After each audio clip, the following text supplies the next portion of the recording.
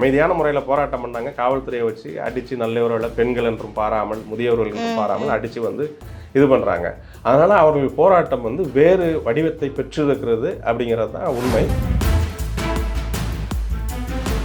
முதல்வர் அவர் வந்து எதிர்க்கட்சி தலைவராக இருக்கும் பொழுது அவர்கள் போராட்டத்துக்கெல்லாம் சென்று அவர்களை இது பண்ணுற மாதிரியெல்லாம் பேசி தான் அவங்ககிட்ட ஓட்டை வாங்கி தான் அவங்க வந்து கோட்டையில் வந்து அமர்ந்திருக்கிறாங்க. ஆனால் இன்றைக்கி என்னன்னா 100 நாள் கடந்து போயிட்டுருக்கு அப்படிங்கிறப்ப வந்து எவ்வளோ ஒரு வேதனையான செய்தி.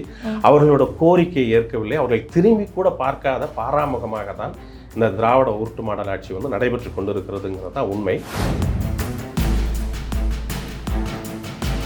டெல்டாவில் வந்து மழை வெள்ளத்தால் வந்து நெல்மணிகள் வந்து வீணான போன இவர் வந்து இந்த பைசன் ஒரு படத்தை பார்த்துட்டு அந்த டைரக்டரை கூப்பிட்டு பாராட்டி இது பண்ணிட்டு, நான் உங்களோட ஒவ்வொரு திரைப்படத்தையும் உன்னிப்பாக கவனிக்கின்றேன்.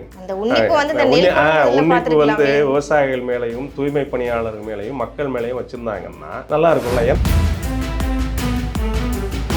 இப்போ கூட பார்த்தீங்கன்னா அந்த எஸ்ஐஆர் ஃபார்ம் கொடுக்குறப்ப கூட ஒரு இன்றைய செய்தித்தாளில் பார்த்தேன், ஒரு சில ஏரியாவில் அந்த தூய்மை பணியாளர்கள் வந்து இன்றைய முதல்வர் தான் அந்த எதிர்க்கட்சி தலைவராக இருக்கும்போது எங்களுக்காக இந்த மாதிரிலாம் பண்ணி எங்களை ஏமாற்றிட்டாருன்னு சொல்லிட்டு அந்த துண்டு பிரசவங்களையும் வந்து கொடுத்துட்டு இருக்காங்கிற மாதிரி ஒரு செய்தியை வந்து இன்னைக்கு நான் பார்த்தேன். மக்களை ஏமாற்றலாம், மாணவர்களை ஏமாற்றலாம்னு நினைக்கிறாங்க. கண்டிப்பாக இப்போ தேர்தலுக்காக கொடுத்துட்டு மறுபடியும் அவங்க வந்தாங்கன்னா மறுபடியும் நிறுத்த மாட்டாங்கன்னு தான் நினைக்கிறேன். 1000 ரூபாய் நீங்கள் கொடுத்துட்டீங்கன்னா மாதம் கொடுத்துட்டீங்கன்னா போதுமா? மகளிருக்கு வந்து இலவச பஸ் பாஸ் கொடுத்துருக்கீங்க. இப்போ தானே அங்கே கொடுக்குறாங்க. நான் என்ன கேட்குறேன், அதான் 1000 ரூபா கொடுத்து எத்தனை ஸ்கீமை நீங்கள் நிறுத்திருக்கீங்க?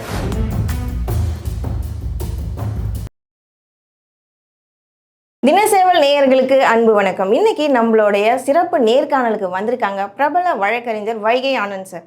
வணக்கம் சார். வணக்கம் சார். இப்போது கிட்டத்தட்ட வந்து பார்த்திங்கன்னா 100 நாட்களை கடந்து தூய்மை பணியாளர்களுடைய போராட்டம் தொடர்ந்து நடந்துக்கிட்டே இருக்குது சார்.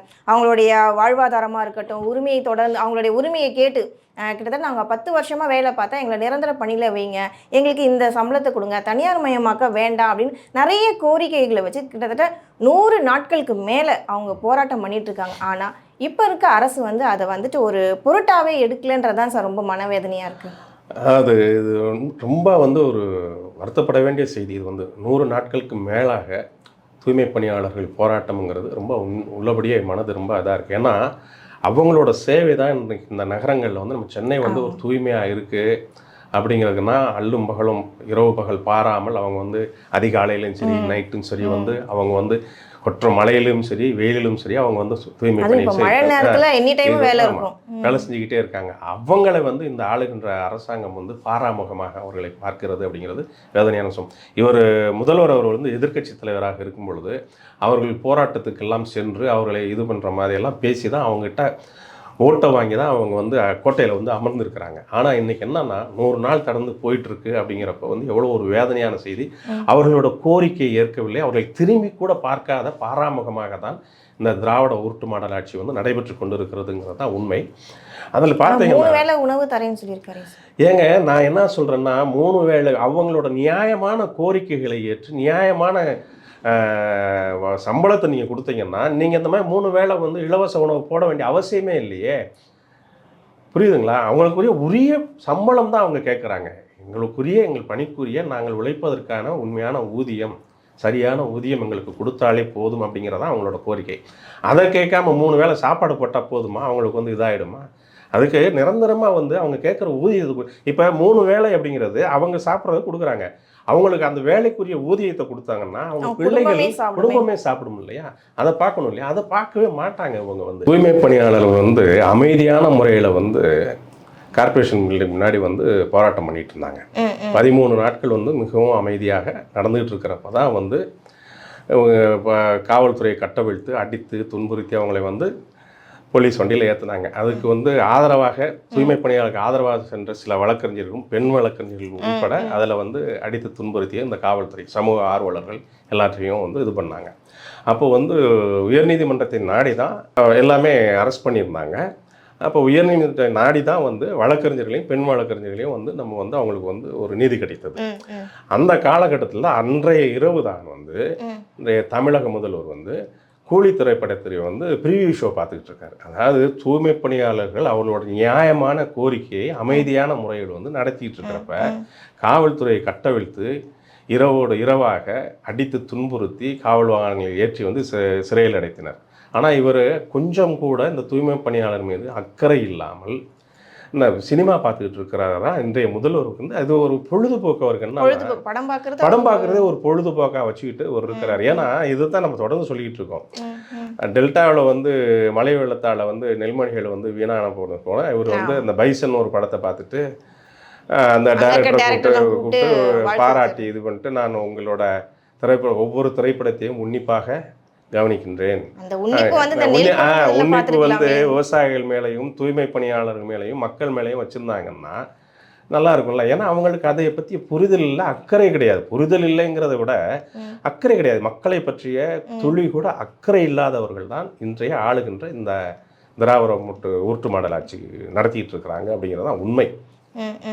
சார், ஒரு சில பகுதிகளை வந்துட்டு தனியார் மயத்துக்கு வந்துட்டு அவங்க கொடுத்துட்டாங்கன்ற மாதிரி ஒரு விஷயம் வந்து பரவலாக வந்துட்டு இருக்கு. அது உண்மையா இல்லை புரியா? அது இது பண்ணி தானே வந்து இந்த தூய்மை பணியாளர்களுக்கு வந்து இது பண்ணிட்டு இருக்காங்க. இல்லை, இந்த போராட்டம் நடந்துட்டு இருக்கும் போதே ஒரு சில பகுதிகளை வந்து தனியாருக்கு கொடுத்துட்டாங்கன்ற மாதிரி வருது. அந்த விஷயங்கள்லாம் உண்மையான்னு கேட்குறேன். ஆமாம், உண்மைதான்.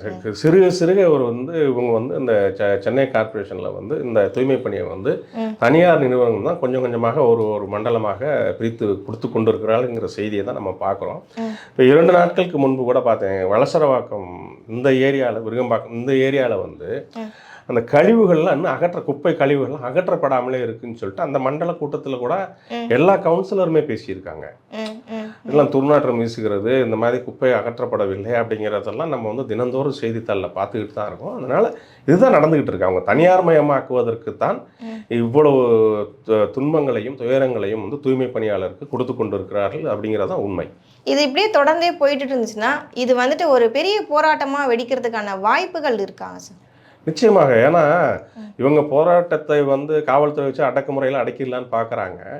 இப்போ கூட பார்த்தீங்கன்னா இந்த எஸ்ஐஆர் ஃபார்ம் கொடுக்குறப்ப கூட ஒரு இன்றைய செய்தித்தாளில் பார்த்தேன், ஒரு சில ஏரியாவில் இந்த தூய்மை பணியாளர்கள் வந்து இவர் வந்து எதிர்க்கட்சி தலைவராக இருக்கிறப்போ வந்து தூய்மை பணியாளருக்கு ஆதரவாக நாங்கள் வந்தால் வேலைவாய்ப்பை நிரந்தரம் செய்வோம், இந்த உங்களுக்கு சரியான ஊதியம் கொடுப்போம்னு சொல்லிட்டு இவர் ஒரு அறிக்கையை விட்டுருந்தாரு.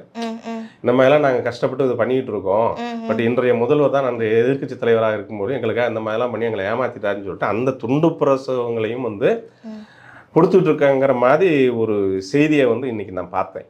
ஸோ அவங்களோட இப்போ போராட்டம் பண்ண அந்த மாதிரி காவல்துறையை வைத்து அடக்குகிறார்கள் அப்படிங்கிறாங்க, சிறையில் அடைக்கிறாங்க அப்படிங்கிறது வந்து அவங்களோட போராட்டம் வேறு வடிவம் பெறுகிறது அப்படிங்கிறது தான் நாம் இதை பார்க்கணும். ஏன்னா இவங்க அமைதியான முறையில் போராட்டம் பண்ணாங்க, காவல்துறையை வச்சு அடித்து நல்லவர்களை பெண்கள் என்றும் பாராமல் முதியவர்கள் என்றும் பாராமல் அடித்து வந்து இது பண்ணுறாங்க. அதனால் அவர்கள் போராட்டம் வந்து வேறு வடிவத்தை பெற்றிருக்கிறது அப்படிங்கிறது தான் உண்மை.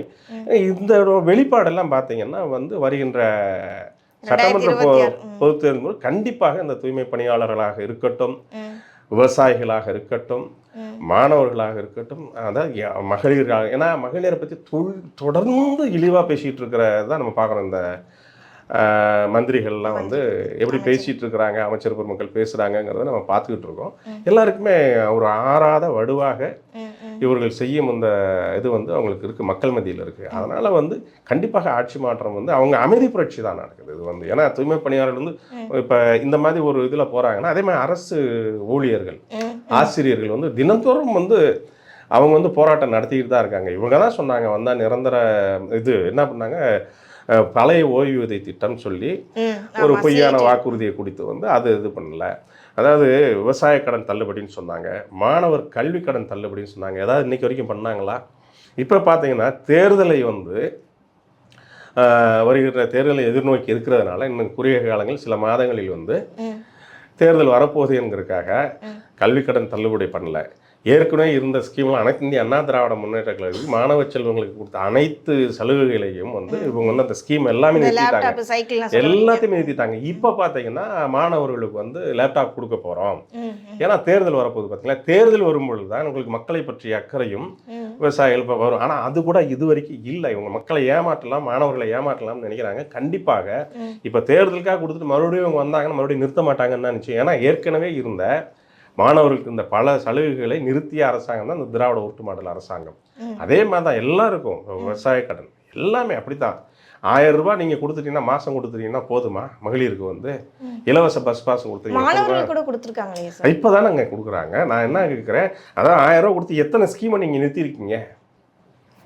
மாணவர்களுக்கு கொடுத்துட்டு துரைமுருகன் ஒரு பேச்சு பேசினார் பார்த்தீங்களா? மாணவிகள் மத்தியில் வந்து உங்கள் அம்மாவுக்கு 1000 ரூபா கொடுக்குறோம், உனக்கு 1000 ரூபா கொடுக்குறோம், உன் ஃபோனில் ரீசார்ஜ் பண்ணிட்டு உன் பாய் ஃப்ரெண்டோட பேசுன்ட்டு ஒரு மூத்த அமைச்சர் வந்து பேசலாமா? அப்போ எவ்வளோ இழிவுபடுத்துறீங்க மக்களை வந்து, பெண்களை வந்து தொடர்ந்து இழிவுபடுத்திட்டு வர்றீங்க. என்ன அதெல்லாம் மக்கள் பார்த்து கொண்டு தான் இருக்கிறார்கள், புரியுதுங்களா? அதனால் வந்து இவங்க இந்த இலவச திட்டங்கள்லாம் சும்மா, ஏன்னா அனைத்து இந்திய அண்ணா திராவிட முன்னேற்றம் எண்ணற்ற திட்டங்களை வந்து மக்களுக்கு வந்து கொடுத்தாங்க. தாலிக்கு தங்கம், இன்னைக்கு வந்து தங்கம் வந்து விலை வந்து சாமானிய மக்கள் வந்து நினைத்து பார்க்க முடியாத அளவுக்கு வந்து விலை ஏறி இருக்கு. அப்போ தாலிக்கு தங்கம்ங்கிறது ஒரு வறுமை கோட்டுக்கு கீழே கஷ்டப்படுறவங்களுக்கு இந்த எண்ணெய் ஒரு சிறப்பான திட்டமாக ஒரு வறுமை கோட்டில் இருக்கிறவங்க அமைஞ்சது. அதை நிறுத்திட்டீங்களே நீங்கள். இந்த மாதிரி ஏகப்பட்ட சைக்கிளாக இருக்கட்டும், மாணவர்களுக்கு சைக்கிளாக இருக்கட்டும், லேப்டாப், இதெல்லாம் வந்து அனைத்து இந்திய அண்ணா திராவிட முன்னேற்றம். ஏன் இங்கே சென்னையில் எடுத்துக்காங்க, இவ்வளோ இடத்துல அம்மா உணவகம் வந்து ஒரு சாதாரண ஒரு தொழிலாளிகளுக்கு எவ்வளோ ஒரு வரப்பிரசாதமாக அமைந்தது. அது முற்றிலுமாக கொஞ்சம் கொஞ்சமாக அதை செலுத்தி விட்டீர்கள் இல்லையா? அம்மா உணவகங்கள் வந்து எவ்வளோ பேர் அதில் பயன்பெற்றார்கள். ஸோ தொடர்ந்து வந்து மக்கள் நலப்பணிகள் சார்ந்த அனைத்து திட்டங்களையும் அனைத்து இந்திய அண்ணா திராவிட முன்னேற்றம் கொண்டு வந்த மக்கள் நல திட்டங்கள் அனைத்தையும் இவர்கள் புறம் தள்ளிவிட்டு தேர்தல் வருகிறது அப்படிங்கிறதுக்காக நீலி கண்ணீர் வடிக்கிறது மாதிரி தான் இவங்க வந்து பண்ணிகிட்டு இருக்காங்கிறது தான் நிதர்சனமான உண்மை. வருகின்ற 2026 பொது தேர்தலின் போது இந்த திராவிட உருட்டு மாடல் ஆட்சியை மக்கள் வந்து தூக்கி எறிவார்கள் அப்படிங்கிறது வந்து நிச்சயமான உண்மை. அப்படிங்கிறது வந்து இதன் மூலிமா சொல்லிக்கொள்ள விரும்புகிறேன். தொடர்ந்து பேசலாம் சார். நன்றி. நன்றிம்மா. நன்றி.